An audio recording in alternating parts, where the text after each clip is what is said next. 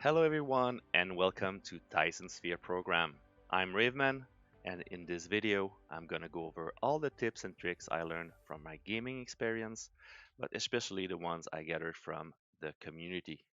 So even though I recorded the whole thing, this is really a community's work. I gathered tips from Reddit, Steam Forum, other content creators, and YouTubers. So thank you all for sharing your experience. This is the work of all of us. So over this video, I'm gonna go over a lot of stuff. It's all split with timestamps. So if you are interested in one topic in particular, just go with the timestamps because this is quite a long video. I wanted to include much more stuff like power usage and how many generators you need to empty a line. I wanted to go over tech burn rate. I wanted to go over space travel, but this is a long video already. So enjoy guys and see you later. First tip for today is about the miners. You might know it. You can rotate your miners by pressing shift and pressing R at the same time to rotate it. But you can go the other way around by holding shift and the left arrow key, and you press the right arrow key to go on the other way. So it's a good way to try to maximize the number of nodes you can grab with one miner. Another tip about the miners is that each miner will connect all the nodes that it's attached to. Here it's connecting 8 nodes. If you put another miner collecting the same nodes, both miners will collect them. So here you can see 1, 2, 3, 4, 5, 6, 7, 8, 9, 10 nodes, but in totals, those two miners are collecting 15 nodes. So nodes that are collected by two miners will deplete twice as fast. So that's a nice tip if you want to maximize your output in the early game and you want to fill more belts with just one patch. So you can go around and just try to fit in as many miners as you can. So you can have more ore with one patch. Of course, over time, you get the same quantity of ore, but you get a faster output. So at the beginning of the game, you need a total of 12 nodes to fill one Mark 1 belt. So those two would be too much, 15 nodes. But if you pair this 5 with this 7, that would be one full belt. But you need to keep in mind that with tech level, this is gonna go down. So I'm going to upgrade veins utilization, and you can see that you gain mining speed. So you gain 10% mining speed for each tech you unlock. So this first one is unlocked with blue and red cubes. So as soon as you get blue and red cubes, you can increase your mining speed and decrease your ore consumptions. So what does that mean? In this picture, you can see the relation between tech level and the number of nodes needed to fill a belt, be it a Mark 1, Mark 2, or Mark 3. And you can see that right away with one tech level, you can fill a Mark 1 belt with only 11 nodes. It's a good thing to keep in mind when you put down a new production line that you will need less and less node to fill a belt. And you can also use that to calculate how many belt can be outputted with your miners. So if you go back to our miners, we have here 7 plus 8, 15, 20, 26, 31, and 36. So if you go back to the pictures, we have 36 nodes. So that means we can fill 3 Mark 1 belt with tech level 1, or you could fill 2 Mark 2 belt if you were at tech level 4. One last tip with miners is that you can see that for each miner connected to a node, you have one more ring on the node itself. So here you can see 1, 2, 3. So there's 3 miners on this node, but on this one, there's only one miner. and on this one you get 2 miners. So that's a visual cue to see how fast a node will deplete. Now let's talk about inventory management. When you delete belts, all the product in the belt is going to go into your inventory. So eventually you get clogged up with a bunch of unwanted product. So first of all, you can sort your inventory by pressing this button here, or doing a shift, control and left click on an empty square. So control left click on an empty square will also sort your inventory. So if you want to delete a product from your inventory, you just click on it and press delete on your keyboard. But you see I have a bunch of ores here and I don't want them. So I could go individually and delete them all, or I can just grab a storage box, click on it, do a control left click on the one product. It's going to bring all the same product in the chest. Close your inventory, control left click again to select it, and delete. So this way, it's a bit faster than just deleting them all one by one. You just bring them back in the chest, control left click to grab them all and delete. Another trick is that you can put all the content of your inventory into a storage box. Just control and left click on an empty square, and it's going to bring all your inventory or whatever can fit in into the storage box. The same goes on the other way. Just remove one product to have an empty square and control and left click. It's going to bring everything back into your inventory.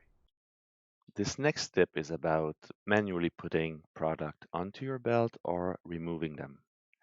So to put product onto your belt, just click on it. In the pop-up here, you're going to see a circle. Open your inventory, choose a product, and if you click once, it's going to put one product down, and if you press and hold, it's going to input it at the speed of your belt. So that's quite handy if you are planning a build and you just want to see, okay, this product is going to come here and there, and it's quite nice to have. If you want to remove stuff from your belt, just again click on it, and if you press once in the circle, you're going to remove one product, and if you hold, you're going to remove them at the speed of your belt. Another tip about picking up products or items is that you can pick them up right from your miners by clicking on the icon, or from your assembling machine, and it's the same into your oil refineries and such.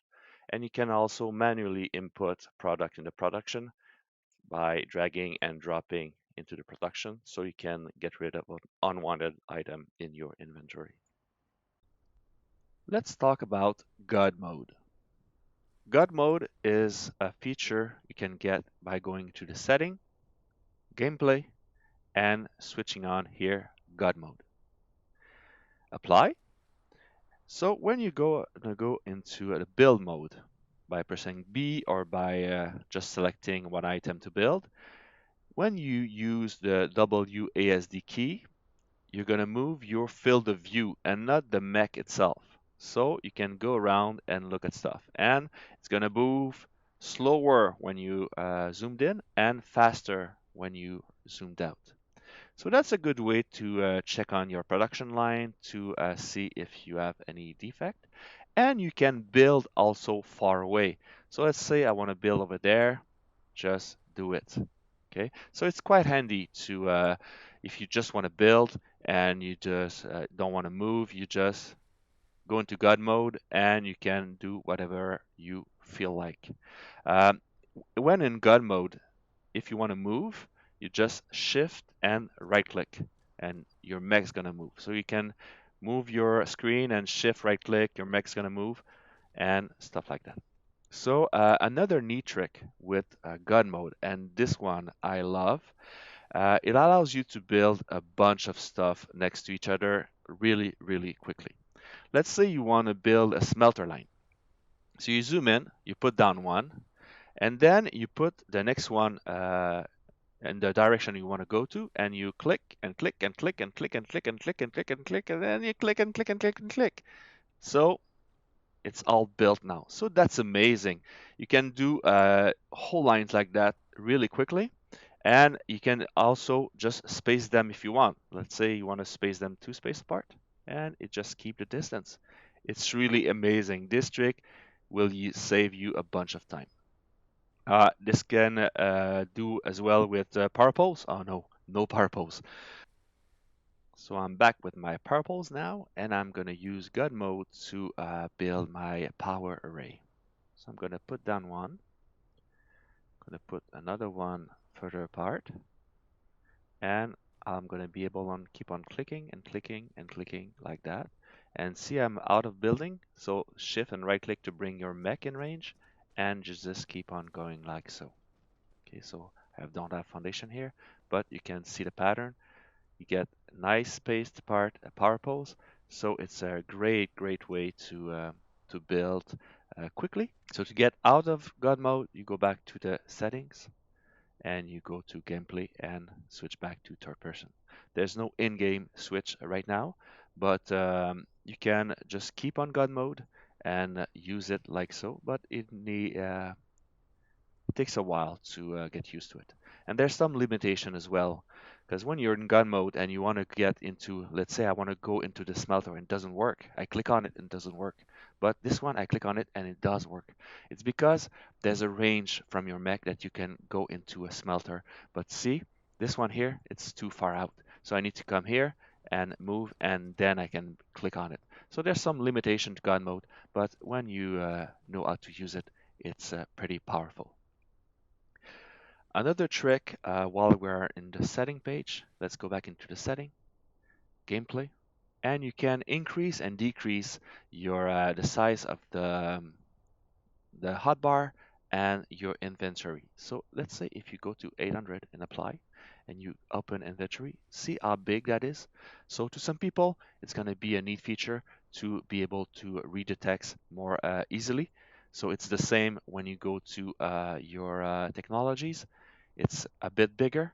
And if you want it to be smaller, just go back to settings and gameplay and push it all the way up and see it's quite small. I don't see anything here, and it's the same for the tech. It's really too small. So go back into settings and gameplay, and you can put it at the size that you want. I like this one the most, so it's all about your preference. While that we're on the topic of building and building in straight line, let's talk about the meaning of the sphere world with a square grid. So if I wanted to keep on going that line here, and I put down machines, so that's all well and good. But when I come here, you see there's a shift in the square here. So if I want to go down here, you see I cannot, like, my belt will clip with my buildings because we don't see really, but it's slowly going toward the middle of my building here. So I cannot put down that here. And if I have a line here, it's just gonna move to follow the curvature of the earth. So if you build north-south, you're gonna have to deal with that kind of issue. So that's really not the best way to build. The best way to build is to build east-west. That way, you'll never have to deal with that change in the curvature of the Earth. In fact, if you take a belt and you go into this way, you can make go around the whole world. And I actually did it with one belt, one of those belts here. This belt goes all the way around the Earth, all the way around, and it comes back, and there you go. So building east-west is the way to go. You know, you won't have to deal with problematic a grid. So always try to build east west. So my base is not a good example. This base is gonna go. I'm gonna start over with all the tricks I've learned from all the community and the one I found myself.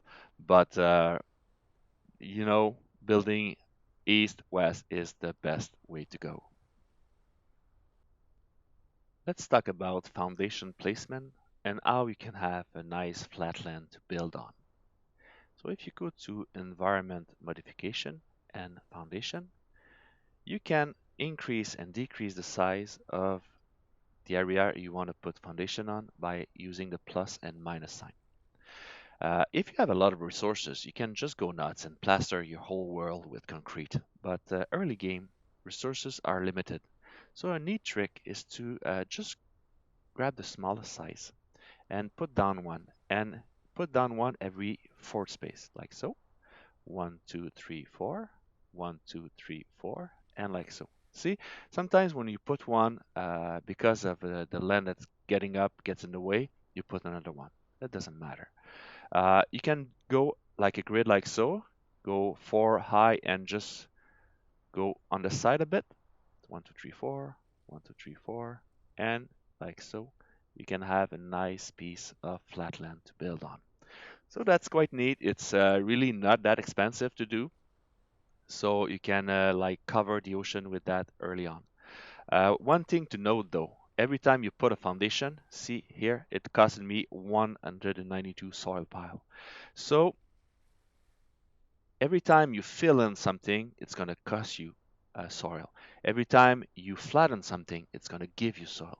So it's a good idea to just put down foundation as well, just on a flat land in order to grab soil for further use, because filling up the ocean is going to cost you a bunch of resources. So just go around and, like, I didn't follow my pattern here, but you get the idea. Just flatten the land and it's going to give you soil pile.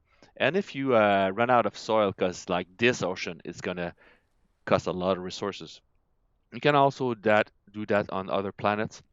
It's also gonna give you soil. Doesn't matter the planet type, it's gonna give you soil all the time. So keep that in mind when you put up down foundation. Another trick with foundation is that you can hide resources for later usage. So I come here, it's getting a bit dark here. I'm gonna go move closer, and you can either keep the veins. So I'm gonna put like here, see, it's just going down, but the veins are still there. Or I can hide the vein. So I go down and the veins are hidden now. But fear not, they are still there. So I can come back later and click on the vein restore, and you see the veins is coming back. Now let's talk about another big part of the game, the conveyor belts. They come in three sizes, three speeds, Mark 1, Mark 2, and Mark 3. The Mark 1 can carry up to 6 items per second or 360 a minute. The Mark 2 is 1212 items per second or 720 a minute. And the Mark 3 is 30 per second or 1800 a minute. So I think we all know this. What you might know as well is that those belts can go up levels by pressing the up key and down levels by pressing the down key. Up, down, and can be reset by pressing the zero in the numpad.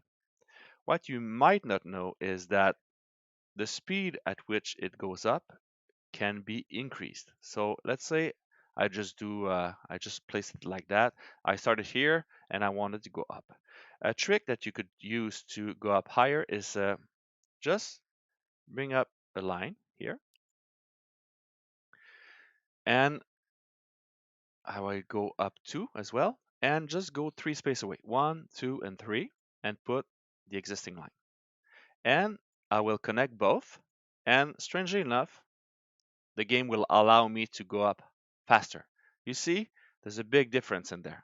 So I could fit a belt as early as this one, right here it doesn't go, but here it does.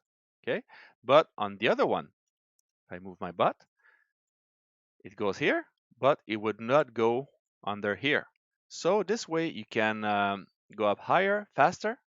So it's a neat way to make a compact build. One application for the increase in the speed of going up or down levels is with splitters. So we'll talk about splitters in a bit, but let's say I'm grabbing the splitter here. Okay, so I want to do like a bus thing, and I want to take that and I want to go high with it. Okay, let's say I want to go three high. like so. Okay. Uh, 1, 2, and 3, like so. Okay. So you see that it goes high, not that fast, and the first splitter you can put is right here. Okay. So let's do the same thing over here, but this time let's do the trick.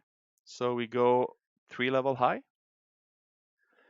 and there's a difference of 2 levels between like the entrance over there and the third level, so that's 3 space.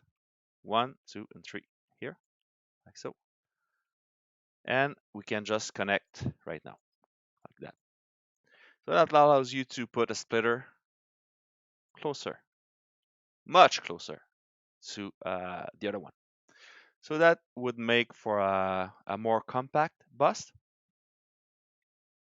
Another example, another application of this faster increase in heights could be applied with, let's say you have an assembler and all the lanes are occupied on both sides, and you would like to make a slick, compact design by taking stuff here and bringing them back at the start of the line. So see, the earliest you can cut, like here you cannot, is this way. Okay, but if you apply what we just showed, just remove this one and input an existing line, like so, here. And then you go to go up one elevation, just need 2 space. You get 2 space, like so. And you go here, like that. The game will allow you to do so. So you get more compact builds faster by inputting an existing line. And you can remove that, like so. And next you can put your sorter, like so. And you can output the stuff and bring it back like neat and tight. Here's a recap of how many space you need to put in between your existing belts to go up levels. If you're gonna go up 1 level, just leave 1 space in between or move to a space from your bottom belt. For going up 2 elevation is 3 space apart, 3 elevation is 5, 4 is 6, and so on. Another neat feature with belts is that you can go up and down more quickly if you follow the steps. So normally you would go up like that and down, and it takes a while. If you do those steps instead, so build normally and just remove the last 2 pieces here and start where you were and go down right away, like that. See, that makes a little bridge and you can go over really quickly. But don't mess up, because if you delete them like so, you won't be able to place them back. Okay, so be warned, if you mess up, you're gonna have to start over with the bridge. Let's go over splitters now. Splitters come in 3 shapes. You have your basic shapes, you have the 2 lanes on top of each other, and you have your special one here. That's a cross, a mix of the two. So you switch between all the shapes with the tab key while you have it selected. Okay. So another thing that's need to know when talking about splitters is that they can be prioritized and they can be filtered. So when you click on it, the blue are inputs and yellow are the output. You can prioritize both the input. Let's say I click here, would be the prioritized input, and you can prioritize the output as well. So that means that they would take the stuff first from this lane and it would output here first. Okay, and look at that, that's quite neat. You can always know where's your stuff. Okay, so another thing is that you can filter. If you have multiple products on the line, you can choose to, let's say I want to have iron ingot here. So all the iron ingots would go out this way and the rest of the stuff would go out the other way. So you can have like a multi-purpose belt and have it like split it just the needed product using the splitter. So that's quite neat. Another thing that you might find interesting with splitters is that they stack. Okay, so you can go as high as your tech level permits. So that could make some interesting bus idea. I don't know what you can do with that, but know that they can stack. And this one is especially nice. You can have like a vertical busting with every vertical space go into those splitters. The only thing is that they don't communicate with each other. Like this one is independent of the others, so keep that in mind. Now let's talk about sorters. They come in three types: Mark 1, Mark 2, and Mark 3. And what's different about them from other games, it's that they have a sorting speed. Uh, so they have a 1.5 trip per second per grid. So the sorter MK1 can output 1.5 item per second. This way, let's put power on it. But since it's right by it, like one grid away, it does the 1.5. But if you go further out, if you go to space out, whoops, this one here, you see it's gonna do half. So you can see it here, 0.75 trip per second. Here is this one is 1.5 trip per second. And you can see that when you put them on. So if I go here, I try to put it here, I can see it's 1.5 trip per second, 0.75 per second, and zero point 0.5 per second. Yeah, you can see right in the center of the screen. So you need to keep that in mind. And so if I want to fill a whole belt, that's 6 items per second or 360 a minute, I'm going to need a bunch of inserters. So with those guys, if I put 3 inserters going out, like so, there's no way it's going to fit up the belt. Okay, there's, of course, there's some product on there. Let me take it out.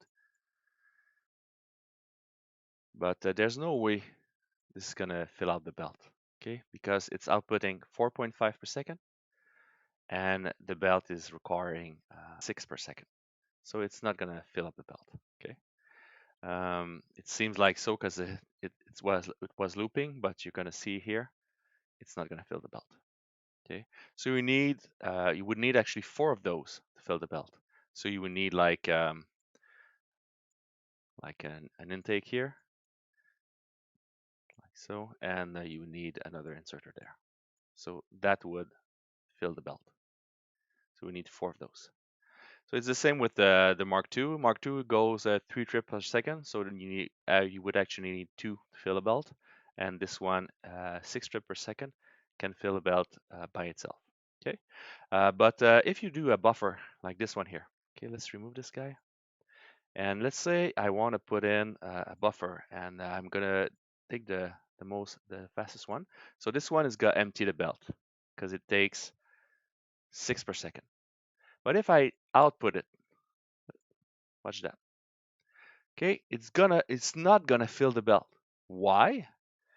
It's doing 6 strips per second, but because of the stack size, it's outputting.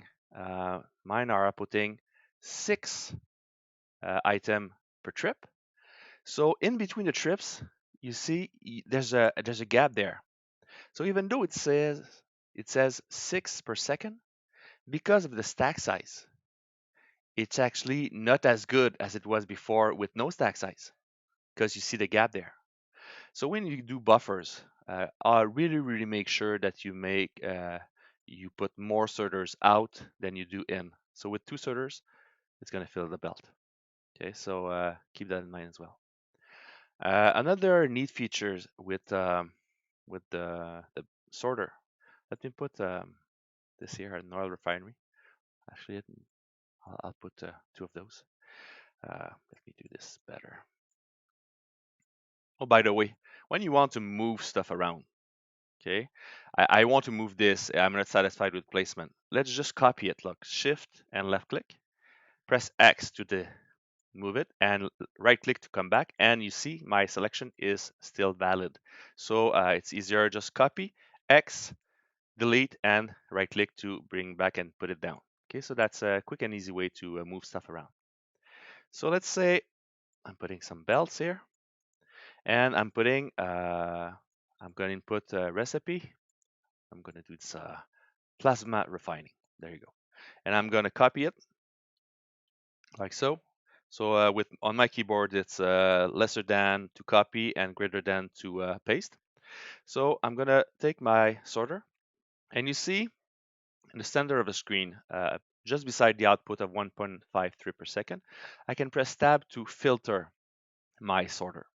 So I can do hydrogen here, like that, and put another belt. And on this one, I'll do refined oil. Okay. So that trick, I think a lot of people know, but what I've noticed, it's a lot of people don't know that you can copy the recipe when you do other sorter. So I'm going to do a shift left click on this sorter and input it here. Okay, so it's going to be constructed right away with the filter on it. So I can shift and left click and come here. So it will work with like as many sorter as I would put, like if I do like this one and this one, and they both have the hydrogen. So you just need to copy it once, and all the sorters you're going to do after that are going to have that recipe pasted on it. So it's quite handy when you're doing like the oil project. You're doing the setup for one oil refinery, and then you copy all the sorters on the rest of the line. Another thing that it's worth knowing with the sorters is that you can connect two buildings with only sorters and not and no belts. You can still filter the sorter if you want. Just keep in mind that because it's two spaces apart, the sorter is going to be slower. So here it's 0.753 per second. You can also copy a filter from one sorter to another. So I use the same keys as I do with the building. So lesser than to copy and greater than to paste. So here we have set those two. You can also go click on the sorter and set the filter here. I can remove it and set a new filter. So you can do it manually like so. And after that, you can copy and do all the stuff. Now let's talk about storage. Storage come in two sizes, the Mark 1 and the Mark 2. Mark 1 holds less than the Mark 2, of course. So that's the first thing you can notice. You can also notice that you can change the capacity of the storage. So this is for automation, how much stuff the sorter can pick up and put in the storage, but you can put more yourself. So if I grab some belts here and I put it there, you can see you can put more. Another thing you can notice with the storage is that they can stack as high as your deck level permits. Another thing to note is that you can access the storage not only from the ground floor, but from all the floors above it. So what does that mean? Well, if we bring your power here, this is gonna empty. This is gonna, well, fill if we have some power. There you go. It's gonna fill, and once it's filled up, the excess is gonna overflow right here. So once the bottom one is filled up, here it's gonna start filling up, and it's gonna go from one container to another. And after that, you can put a belt up there, 1, 2, 3. So the large one has this height of 3 spaces, and the smaller one have as a height of 2 spaces. So you can access here, and it's gonna drop it on the belt right like that. Or you could go higher, 1, 2, 3, 4, 5, 6. Is that 6? No, that's 6. And you can also access it here. So you can do some kind of elevator, grab the product at the bottom and move it to the top. That would both act as a buffer and as an elevator. So that's quite neat. The only thing though is that it just works from the bottom up. And I didn't find a way to input products in there and have it move down levels. So as of now, that I'm aware of, it only works from the bottom up and not the other way around. Now let's take what I've shown you and what we learned to make some type of bus. So the first type of bus I'm going to do is the one on the ground floor, and this one will require those type of splitters. So you have your main bus here. This is like the main bus, and you want to take a product out of the bus, so you bring it into the splitter and you output it on the side, and the rest of the product is going to go down the lane.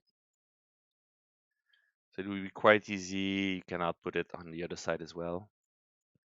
So this is quite easy, and you could go on with the rest of the bus on each side. So this type of bus is quite easy to do. It's neat, it's really clean, but it's not compact at all. You need to leave a space in between each of those because the splitter takes a lot of room. So there you go. You cannot put belts there. So you absolutely need to have spaces in between. And as well on the other side, if you have a splitter here, see, you need to leave a space there. Okay, so keep that in mind when you're doing your bus, if you're doing a bus, because I know a lot of people don't like buses in this game, so that's fine. To each their own. I know I like to do buses because I'm a really messy guy, and if I don't keep organized, it's gonna be a whole mess. So this kind of bus is quite clean and it looks good. I like it. I like the way it looks. Okay. The next type of bus is the one that I use right here in my factory, my first factory. It's a bit of a mess, but next time I'll do it, I'll do it better. And I might not use it, I don't know. But it's the bus that is 3 spaces up. Okay. Why is it 3 spaces up? Because you can go over splitters when you have a line that is 3 spaces up. So 1, 2, 3, and you go over the sorter. Not the sorter, the splitter. So doing this, because it's higher than the one on the ground floor, you can have belts right next to each other, right next to each other. And it makes it easy to output the product. But again, nothing's perfect, right? So you see this one here? I want to output it, but I cannot, since it's right by it, it won't go, so I need to go around it. I still need to do one space out to go around the splitter. So that's one drawback of this setup.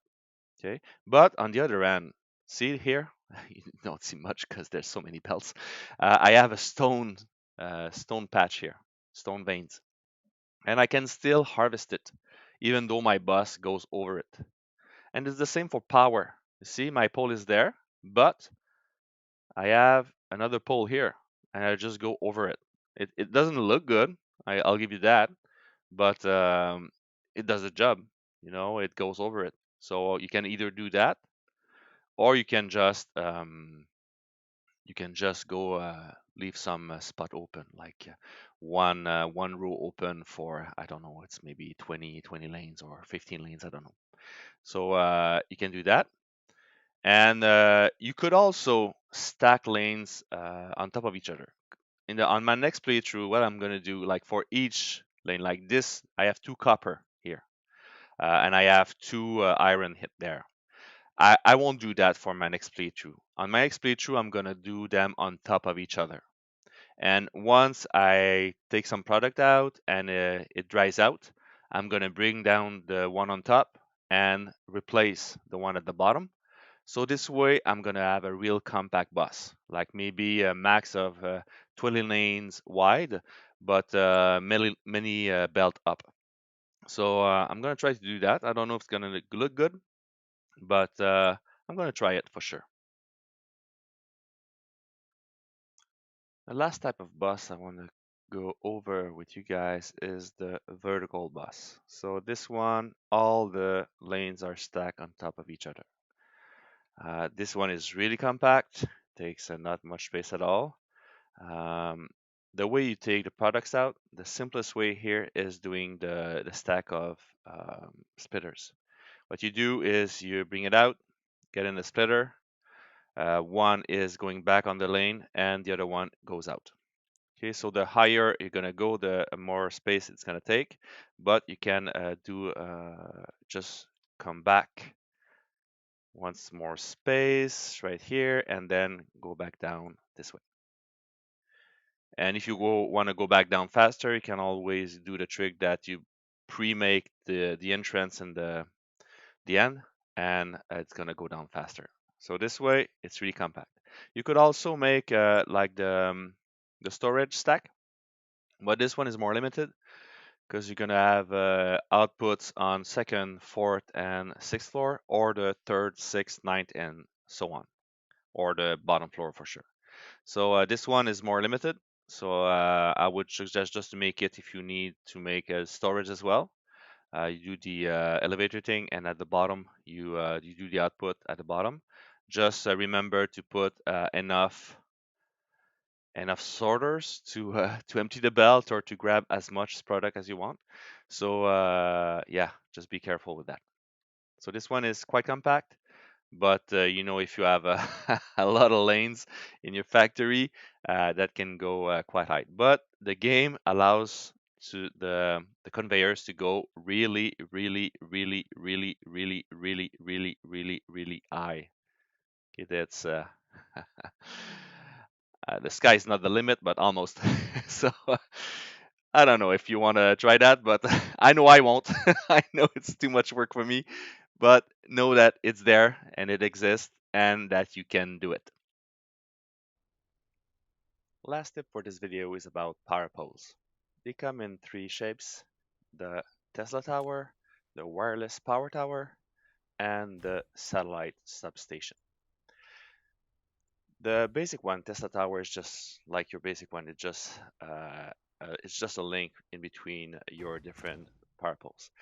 The wireless power tower has a neat feature is that it charges your mech. See, my mech is charging right now because I'm in the range of this Tesla tower, and they stack. So it goes up faster the more you put in there, as long as you're in the range of all of them. So that's neat. And they also provide power in a longer range. Okay, so you can put them farther away. But they come out at cost. They have a needle consumption, so be aware of that. Because if you just keep using those, your power consumption is going to go up. It's not a lot, 90 kilowatt. It's not that much, but still, if you just use those, it's going to be more expensive than using a bunch of Tesla tower. The last one, the satellite substation, is quite neat. It covers a really, really big area without any power consumption. And what is neat about it is that it can cover vertically. The Tesla tower won't reach sorter put higher up on storage elevator, but this one will. Okay, so this one is quite neat for compact build and for building vertically. There you have it, guys. That's about it for all the tips and tricks I gathered from the community and my gaming experience. I hope you enjoyed. I'm gonna do one other video on power usage and the time it takes to burn a different power and the number of generators you need to keep on the line to empty a line. And I'm also gonna do one on tech. How do you calculate the usage of tech, the tech burn rate, and all that stuff. And also another one on space travel. So have a good day, enjoy, and see you later.